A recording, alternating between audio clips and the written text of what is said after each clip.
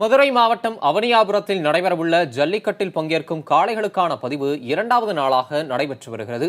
இதுகுறித்து நமது செய்தியாளர் ஹரிகிருஷ்ணன் அளித்துள்ள கூடுதல் தகவல்களை இப்போது பார்க்கலாம்.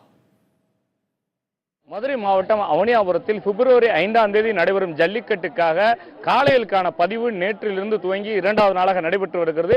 நீங்களே இந்த நேரடி காட்சிகளை காணலாம். இந்த இடங்கள் மூலம் அதிக அளவில், அதாவது மதுரை மாவட்டம் மட்டுமல்லாத சுற்றுவட்டார பகுதிகளிலிருந்து சிவகங்கை, ராமநாதபுரம், புதுக்கோட்டை உள்ளிட்ட பல மாவட்டங்களிலிருந்து தங்களுடைய காளைகளை இந்த ஜல்லிக்கட்டில் பங்கேற்பு வைக்கிறதுக்காக அனைத்து ஆவணங்களுடன் தற்போது வந்துள்ளார்கள் காளை உரிமையாளர்கள். மிக முக்கியமாக கால்நடைத்துறை சார்பாக இந்த பதிவு என்பது நடைபெற்று வருகிறது. உரிய ஆவணங்கள், அதாவது காளை உரிமையாளருக்கான ஆவணம், அது தவிர காளையோட புகைப்படம் மட்டுமல்லாது உள்ளிட்ட அந்த ஆவணங்களை கொண்டு வந்தால் அதற்காக சரிபார்த்து அதற்கான டோக்கன் கொடுக்கப்படுகிறது. தற்போது வரை ஒரு 500க்கும் மேற்பட்ட டோக்கன்கள் பதிவாகி இருக்கிறது. கடந்த ஆண்டுகளை விட இந்த ஆண்டு ஜல்லிக்கட்டிலே பங்கேற்பதற்காக, காளைகளை பங்கேற்பதற்காக அதிக ஆர்வம் காட்டி வருகிறார்கள்.